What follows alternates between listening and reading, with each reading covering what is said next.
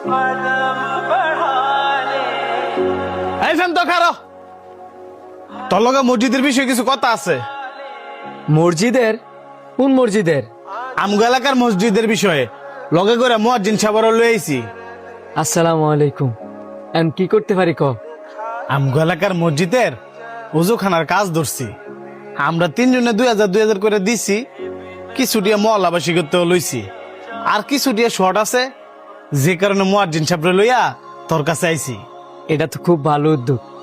তোরা যেহেতু 2000 করে দিছস, আমি আর কম দিমু কে লিগা? আমিও 2000 টাকা দিয়ে দিমু না। মুয়াজ্জিন সাহেব, আপনি আমার সাথে একটু উপর আসেন।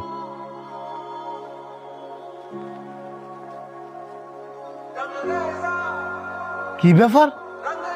এত বড় রিজোর্টের মালিক হইয়া আঙ্গুর মতন মাত্র 2000 টাকা দিব? এই আসলে এর কাছে আইছি। আমি নিজেই তো অবাক, যে আল্লাহ শান্তর এত ধন সম্পদ দিল, সেই আল্লাহর করে দান করতে হেরা তো গিফট আমি।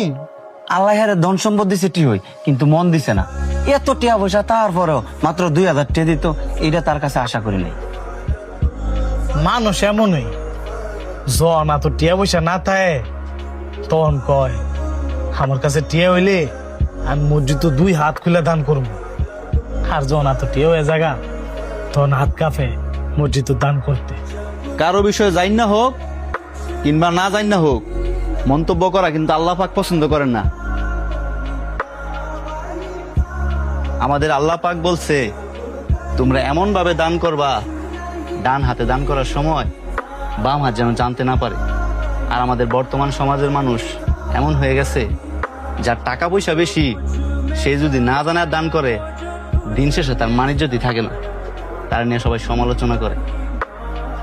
মানে আপনি এক কাজ করবেন, কালকে সময় করে আমার এখানে আইসা 50,000 টাকা নিয়ে যাবেন। আপনি যে ওনাদের সামনে কইলেন মাত্র 2000 টাকা দিবেন, দেখেন, আমি যদি এদের সামনে কই যে আমি 50,000 টাকা দিব আর এরা 2,000 টাকা দিব, তাহলে আমার বন্ধুরা মন খারাপ করতো না? যেই কারণে এদের সামনে 2,000 টাকার কথা শোনায়া আপনার উপরে নিয়ে এসেছি। মাশাআল্লাহ, আপনার চিন্তা ভাবনা কত সুন্দর। এই যুগের মানুষ টিয়া দিলে উল্টা মাইকদা সবাই জানাইতো চায়। আমি জানি মসজিদে এখন একটা কমিটি থাকে, ওইখানে সবার নামও লেখে যে কে কত টাকা দিছে। আমি আপনার কাছে এতটুকু আশা করব যে আপনি আমার ওই 50,000 টাকাটা না লেখায়া 2,000 টাকাটা খাতায় লেখাইবেন। 2000 টাকা কেন লেখামো? কারণ আমি চাই